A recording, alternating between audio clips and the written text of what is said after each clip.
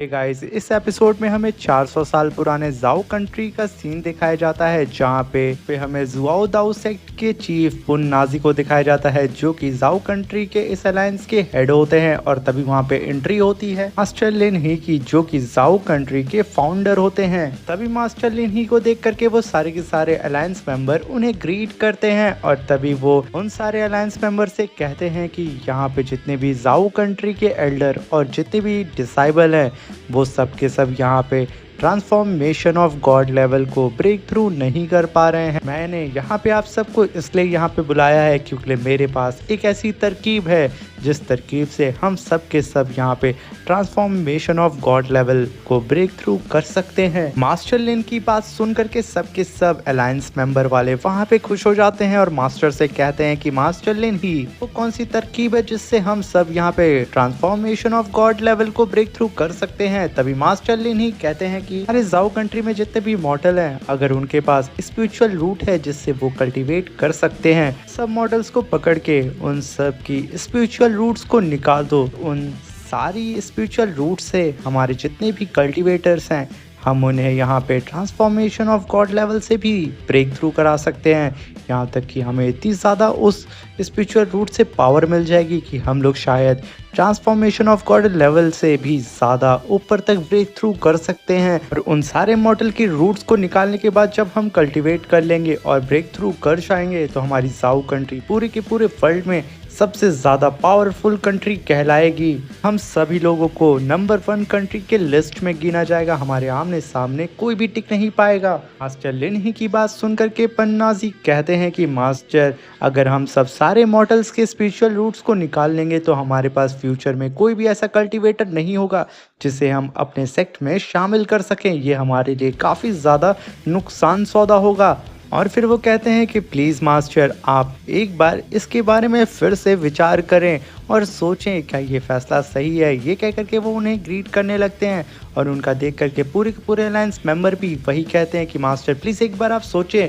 मगर तभी मास्टर लिन ही वहाँ पे भड़क जाता है, कहता है कि तुम लोगों की इतनी हिम्मत कि तुम लोग मेरे सामने खड़े होकर के मेरी ही ऑर्डर पे ऑब्जेक्शन कर रहे हो।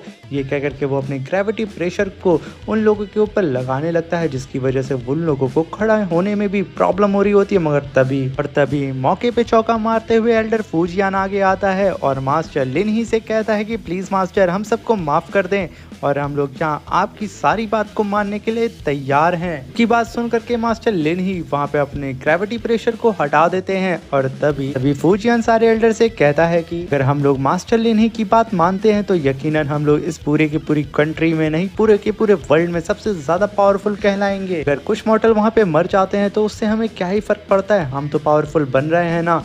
तभी मास्टर पुन्नाजी कहते हैं कि अगर हम सारे मॉडल्स के स्पिरिचुअल रूट्स को निकाल लेंगे तो हमारे पास कोई भी डिसाइबल नहीं आएगा, इससे हमारा सेक्ट वैसे ही तबाह हो जाएगा। फूजियान कहता है कि उससे क्या ही फर्क पड़ता है, वैसे भी हमारे पास हजारों के तादाद में स्टूडेंट्स हैं, और हमारे जब स्टूडेंट्स इतने ज्यादा पावरफुल होंगे तो हमें किसी और की क्या ही जरूरत होगी। कहते हुए एल्डर फूजियान उन सारे के सारे अलायंस मेंबर को वहाँ कन्विंस कर लेता है, जो देख करके लिन मन ही मन में खुश हो रहा होता है। और यहाँ हमें समझ में आता है कि यहाँ पे एल्डर फूजियान और मास्टर लिन ही दोनों की मिली भगत होती है कि वो लोग अपने रास्ते से मास्टर पुन्नाजी को हटा दें। उनके रहते हुए वो लोग ऐसा नहीं कर सकते थे। तभी मास्टर लिन ही अपने पास से एक स्पिरिचुअल टोकन निकालते हैं और वो टोकन फूजियान को दे देते हैं, और फूजियान से कहते हैं कि आज से तुम जाओ कंट्री का ये जो अलायंस है उसके तुम हेड होते हो, और ये जो टोकन है इसमें उस फॉर्मेशन के बारे में इंफॉर्मेशन है जिससे तुम यूज करके उन मॉडल कल्टीवेटर्स की स्पिरिचुअल रूट्स को निकाल सकते हो। और इसमें सारा मैप ऑलरेडी बना हुआ, और यहाँ हमें समझ में आता है कि एल्डर फूजियान यानी कि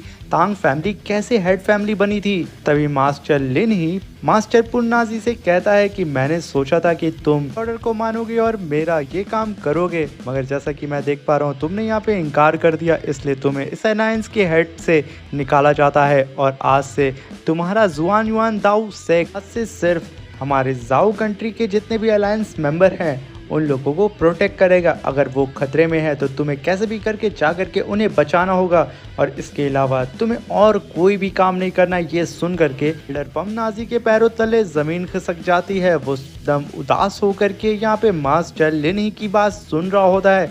मगर मजबूरन उसे वहाँ पे ये बात माननी होती है और यही सीन शिफ्ट होता है और हमें प्रेजेंट का सीन दिखाया जाता है जहाँ पे वोंग ली एल्डर फूजियान को जान से मारने के लिए वहाँ पे जाइंट शॉर्ट फॉर्मेशन को समन कर देता है और उस फॉर्मेशन से एल्डर फूजियान के ऊपर अटैक कर देता है और इधर एल्डर फूजियान मरने ही वाला होता है, मगर तभी उसे बचाने के लिए मास्टर पम नाजी को वहाँ मजबूरन आना पड़ता है क्योंकि उन्होंने वादा किया था मास्टर लिन ही से कि जब भी जाओ कंट्री के किसी भी अलायंस मेंबर को प्रॉब्लम होगी तो उनका सेक्ट उन्हें बचाने के लिए सबसे आगे आएगा। इसलिए वो ना चाहते हुए भी यहाँ पे आकर के एल्डर फूजियान को बचाने आ जाते हैं। देख करके एल्डर फूजियान काफ़ी ज़्यादा खुश होता है और कहता है कि मुझे यकीन नहीं हो रहा है कि मेरा कुत्ता मुझे बचाने के लिए यहाँ पे आ गया।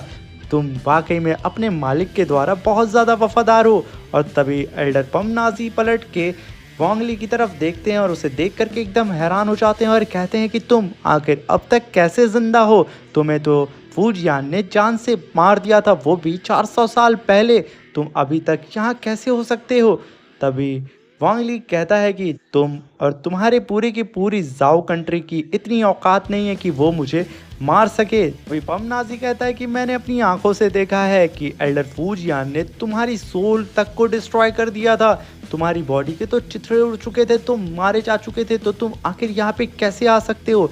ये सोच सोच करके पम नाजी एकदम हैरान हो रहा होता है और वो अपनी जगह पे ही फ्रीज हो चुका होता है। मगर तभी वो कहता है मुझे कैसे भी करके एल्डर फूजियान को बचाना होगा क्योंकि मैंने यहाँ पे ये वादा किया है। मगर तभी वोंग ली कहता है कि फूजियान तुम्हें बचाने के लिए यहाँ पे कोई भी आ जाए, आज तुम्हें मरने से कोई नहीं बचा सकता। ये कहते हैं वो तुरंत अपनी रेड लाइटिंग अटैक एल्डर पम नाजी के ऊपर कर देता है। उस अटैक को अपनी तरफ आता हुआ देख करके वो तुरंत अपनी जाइंट व्हील को समन करते हैं जो कि 4 जाइंट व्हील्स होती हैं। तुरंत जा करके वोंग ली के अटैक को डिस्ट्रॉय करके वोंग ली का वहाँ पे पीछा करने लगती हैं। ये देख करके वोंग ली वहाँ से इधर उधर भागने लगता है, मगर एल्डर पम नाजी यहाँ पे वोंग ली का पीछा नहीं छोड़ रहे होते और ना ही उसे मौका देते हैं कि वो रुक करके उनके ऊपर बैक अटैक कर सके। हम सब जानते हैं कि वोंग ली को इतनी आसानी से कोई भी अपने ट्रैप में नहीं फंसा सकता है। वोंग ली मौका पाते ही तुरंत आसमान में चला जाता है और अपने गोल्डन डिवाइन फॉर्मेशन को समन करता है और उसमें से कई सारे डार्क फ्लैग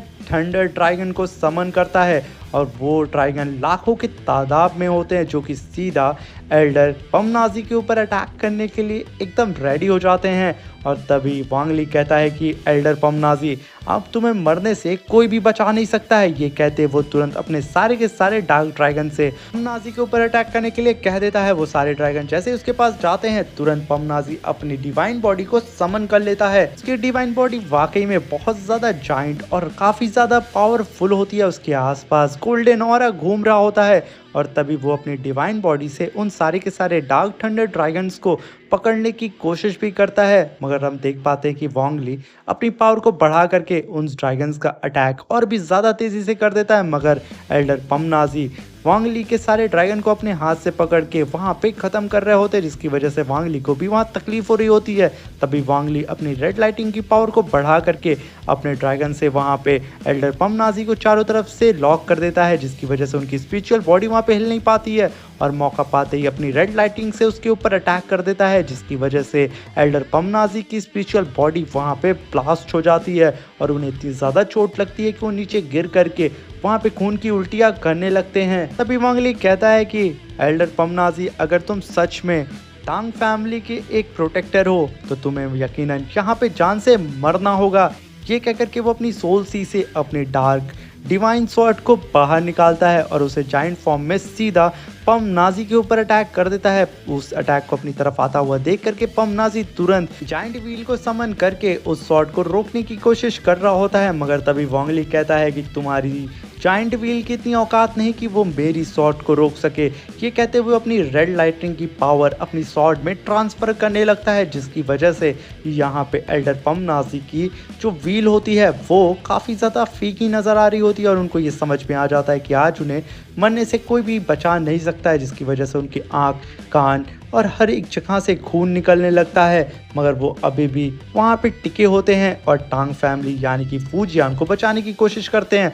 मगर तभी वो कहते हैं कि मैंने बीते हुए वक्त में जाने कितनी गलतियाँ की हैं। अगर मैं इस अलायंस के साथ ना जुड़ा होता तो आज मेरा ज़ुज़ुआन दाऊ सेक्ट आज वर्ल्ड में टॉप नंबर पे होता और मैंने ना जाने कितने मॉडल्स को जान से मार दिया इस टांग फैमिली की वजह से। और अगर आज मैं अंगली के हाथों आज यहाँ पे मर जाता हूँ तो मुझे शायद सुकून मिल जाए। ये कहते ही पम नाजी अपनी पावर को धीरे धीरे कम करने लगता है, जो देख करके एल्डर फूजियान की तो वहाँ फटने लगती है। मगर तभी आसमान में एक पोर्टल ओपन होता है और एक वहां से जाइंट हैंड आकर के वांग ली की स्वॉर्ड को पकड़ के अपने अंदर लेकर के चला जाता है, जिसे देख करके नीचे खड़े हुए एल्डर फूजियान, पम नाजी और वांग ली वो सबके सब हैरान हो जाते हैं कि आखिर अब यहाँ पे कौन आ गया। और तभी चारों तरफ ग्रीन ऑरा फैलने लगता है और वहाँ पे एंट्री होती है मास्टर लिन ही की। और मास्टर लिन ही वहाँ जैसे ही आते हैं उन्हें देख करके फूजियान काफी ज्यादा खुश हो जाता है और उन्हें ग्रीट करते हुए कहता है कि मास्टर फाइनली आप मुझे यहाँ बचाने के लिए आए हैं। हमें पता चलता है कि मास्टर लिन ही फूजियान की ही तरह लालची हैं। वो तुरंत अंगली से कहते हैं कि तुम्हारे पास जो तियान युआन पल है वो पल मुझे दे दो तो शायद मैं तुम्हें यहाँ पे बख्श दूं। ये सुन करके एल्डर फूजियान 400 साल पुरानी बात को याद करता है कि कैसे उसने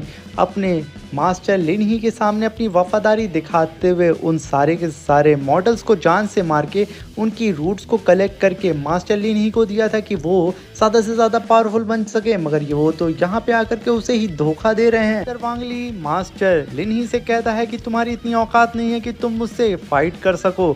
ये कह करके वो हवा में चला जाता है, जिसे देख करके मास्टर लिन ही कहता है कि लगता है बच्चे तुम मरना यहाँ पे चाहते हो तो यही सही, आज तुम्हें मरने से कोई भी बचा नहीं सकता है। तभी वांग ली कहता है कि मुझे मारने के लिए यहाँ पे कई लोग आए मगर उन लोगों को पता है एक ही चीज नसीब हुई, वो है मौत। तभी वो वहाँ पे एक तिलिस्मान को बाहर निकालता है और आसमान में एक पोर्टल को ओपन कर देता है।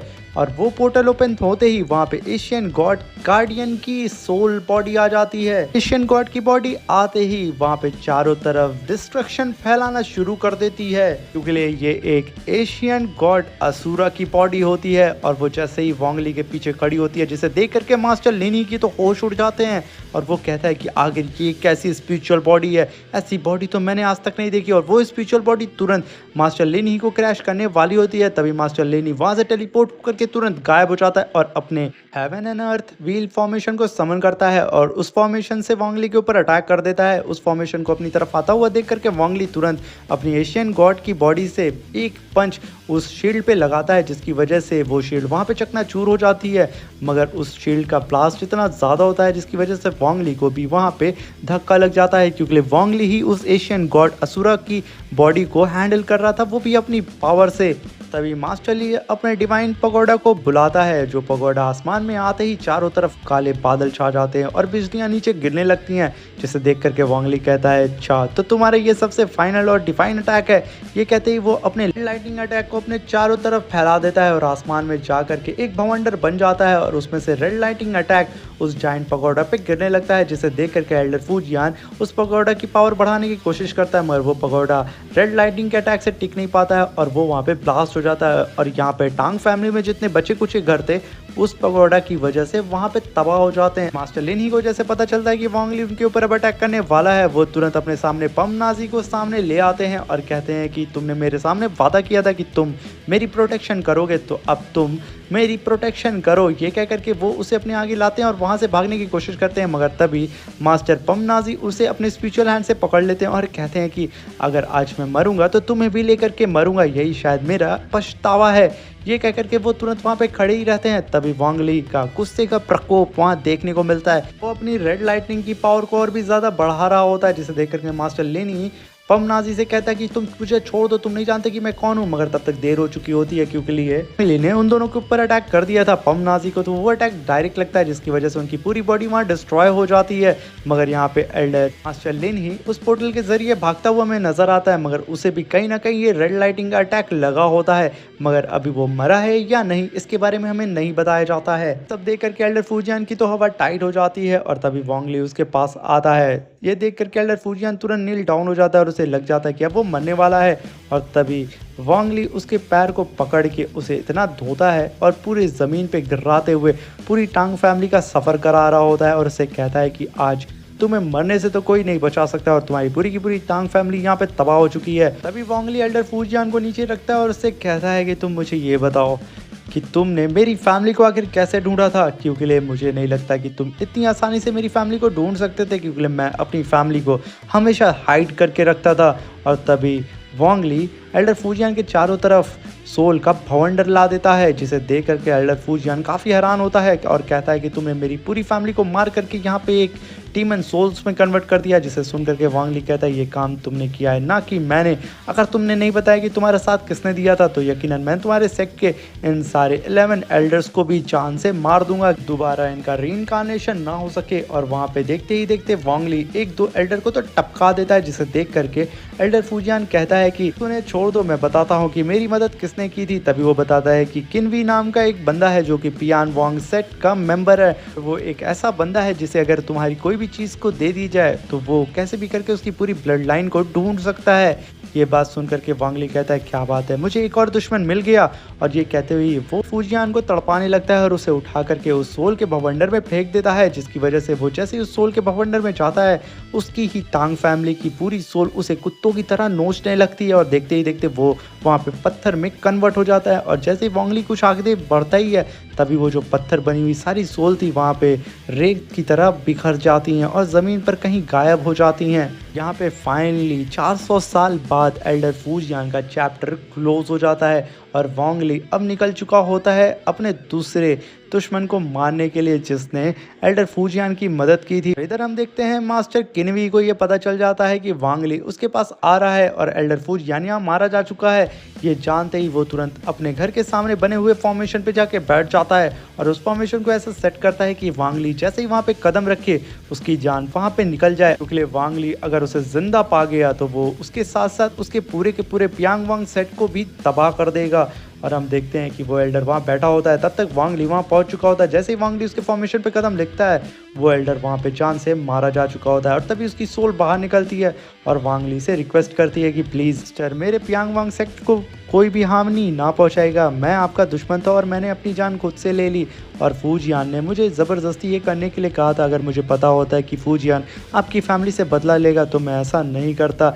ये कहते ही वो वहाँ पे खुद से ही अपनी सोल को डिस्ट्रॉय कर देता है। तभी वांग ली भी वहाँ से चला जाता है और उसके सेक्ट को कोई नुकसान नहीं पहुँचाता है और वो सीधा अपने घर पे आता है और अपनी मॉम डैड के टैबलेट के सामने वहाँ कुछ कैंडल जला करके कहता है कि मॉम डैड फाइनली मैंने 400 साल बाद फूजियान और उसकी पूरी की पूरी टांग फैमिली को तबाह कर दिया है। मॉम डैड मुझे एक लड़की भी मिली है जिससे मैं प्यार करता हूँ और शायद फ्यूचर में मैं उसके साथ फैमिली बसा सकता हूँ। और ये सारी बात अपनी मॉम डैड को बताता है और काफ़ी ज़्यादा इमोशनल हो जाता है। और फिर वो अपनी सोल सी में मास्टर सेतुनान के पास जाता है और देखता है कि मास्टर सेतुनान अभी भी वहाँ बैठ के कल्टीवेशन कर रहे होते हैं और उनसे कहता है कि मास्टर मैंने यहाँ पे अपना बदला ले लिया है, अब मैं कैसे भी करके आपको हील करके रहूँगा क्योंकि ये मेरा दूसरा काम है। ये कहते हुए वो तुरंत मास्टर सेतुनान को ग्रीट करता है और प्रेजेंट में आकर के अपने घर का दरवाज़ा बंद करता है और वहाँ से जाने लगता है। और तभी उसको वो सारी यादें याद आने लगती हैं कि कैसे वो अपने मॉम डैड के साथ हसीन पल अपने घर में बिताता था। भी वो अपने जाइंट मॉस्किटो पे बैठ करके पूरे शहर का चक्कर लगाने लगता है और कहता है कि पता नहीं कब मैं अपने शहर को दोबारा देख पाऊंगा। ये कहते हुए वो तुरंत अपनी मनपसंद पहाड़ी पे आकर के बैठ जाता है। वाइन पीते हुए कहता है कि अगर आज मैं इमॉर्टलिटी के पाथ पे ना होता तो आज मैं अपने मॉम डैड के साथ स्वर्ग में आराम कर रहा होता, मगर मैं मॉर्टेलिटी के पाथ पे आ चुका हूँ तो मैं पता नहीं अब कितने साल तक और जीऊँगा और ना जाने मैं कितने लोगों को और मारने वाला हूँ। मैं मानता हूँ कि वो सब के सब बहुत बुरे लोग थे, मगर फिर भी मैंने कईयों की जान ली है और तभी मैं ताकतवर बन पाया हूँ। मॉम डैड मैं आपसे वादा करता हूँ कि मैं अपने चाहने वालों को हमेशा प्रोटेक्ट करूँगा और मैं फ्यूचर में और भी ज़्यादा पावरफुल बन जाऊँगा, क्योंकि मेरे पास सिर्फ एक ही लड़की है जिससे मैं प्यार करता हूँ और मैं उसे किसी भी कीमत पे यहाँ पे प्रोटेक्ट करके रहूँगा और उसे पूरी दुनिया से बचा करके रहूँगा। अगर वो किसी भी खतरे में होगी तो मैं उस खतरे का सामना सबसे पहले करूँगा। ये कहते हुए वो अपने पास्ट की लाइफ लिन हू वॉन के साथ बिताए हुए सारे पल को याद कर रहा होता है और वो फिर वहाँ से किसी डायरेक्शन में चला जाता है और यहीं पे हमारा ये एपिसोड ख़त्म भी हो जाता है।